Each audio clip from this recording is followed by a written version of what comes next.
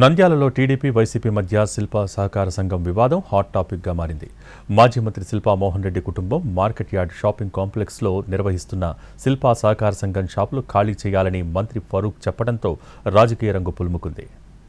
నంద్యాలలో 2010లో శిల్పా మోహన్ రెడ్డి శిల్పా మహిళా బ్యాంక్, నంది రైతు సమాఖ్య, శిల్పా సూపర్ మార్కెట్ ఏర్పాటు చేశారు.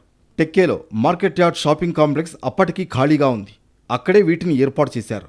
బయటి దుకాణాల అద్దె ధరలో 20-25% అద్దె మార్కెట్ యార్డుకు చెల్లిస్తూ వాటిని ఏర్పాటు చేశారు.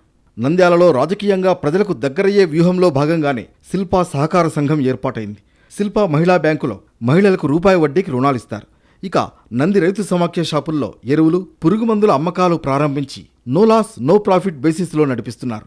శిల్పా సూపర్ మార్కెట్లో ఎంఆర్పీపై అదనంగా 10% ధరకు నిత్యావసర వస్తువులు, కాస్మెటిక్స్ వంటివి అమ్మకాలు చేపట్టారు.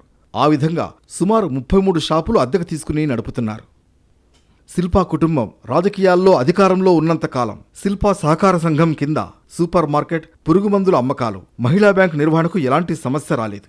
ఏడాదిన్నర వరకు market yard shopping complex lease కొనసాగింది. 2024లో కూటమి అధికారంలోకి వచ్చిన తర్వాత 6 నెలలకు లీజు గడువు ముగిసింది. మార్కెట్ యార్డ్ కొత్త పాలక వర్గం కూడా ఏర్పాటు కావడంతో శిల్పా సహకార సంఘం దుకాణాలు మార్కెట్ యార్డ్లో ఖాళీ చేయాలని నోటీస్ ఇచ్చారు. మార్కెట్ యార్డ్ షాపింగ్ కాంప్లెక్స్కు తిరిగి వేలం నిర్వహిస్తామని, అప్పుడు వేలంలో పోటీపడి తిరిగి తీసుకోవచ్చని మార్కెట్ శాఖ అధికారులు చెబుతున్నారు. మార్కెట్ యార్డ్ అధికారులు ఇచ్చిన నోటీసుపై శిల్పా సహకార సంఘం హైకోర్టును ఆశ్రయించగా మార్కెట్ శాఖకు అనుకూలంగా తీర్పిచ్చింది.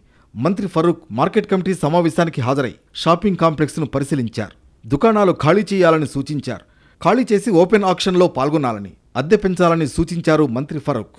ప్రజలకు సేవ చేసేందుకు శిల్పా సహకార సంఘం ఆధ్వర్యంలో ఇవి నిర్వహిస్తున్నామని, ఇవి మూసివేస్తే ప్రజలకు నష్టమని శిల్పా వర్గీయుల వాదన.